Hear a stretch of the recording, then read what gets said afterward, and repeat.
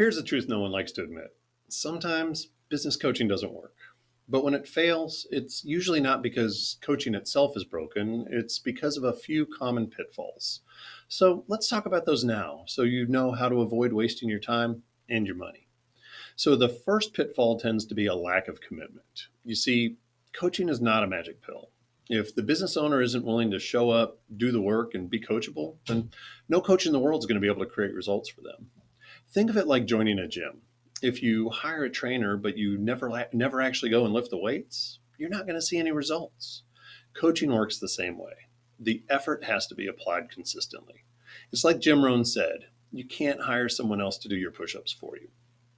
The second pitfall I tend to see is choosing the wrong coach. You see, not all coaches are created equal. Some call themselves a business coach after just reading a couple of books, while others are certified and have years of experience helping businesses grow. If you hire someone who doesn't have the skills or the systems or the track record, you're rolling the dice. That's why it's critical to ask the right questions up front. What results have they achieved with clients? Do they have a proven framework, or are they just winging it every week? The third pitfall I tend to see is mismatched expectations. Sometimes coaching fails because expectations weren't aligned. The business owner thought that the coach was going to come riding in and fix everything and then hand over a perfectly running business. That's consulting, not coaching. A coach's role is to guide, challenge, and hold you accountable to do the work. If both sides aren't clear about roles and outcomes, then frustration is going to set in, and it's going to set in fast.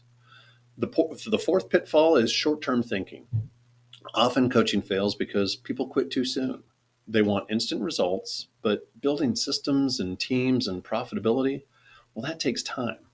Imagine planting seeds in a garden and then going and digging them up 2 weeks later because you haven't seen a harvest yet.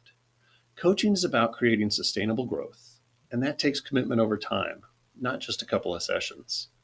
And the last pitfall I tend to see is the fit factor. Sometimes it just comes down to chemistry. Coaching is a relationship.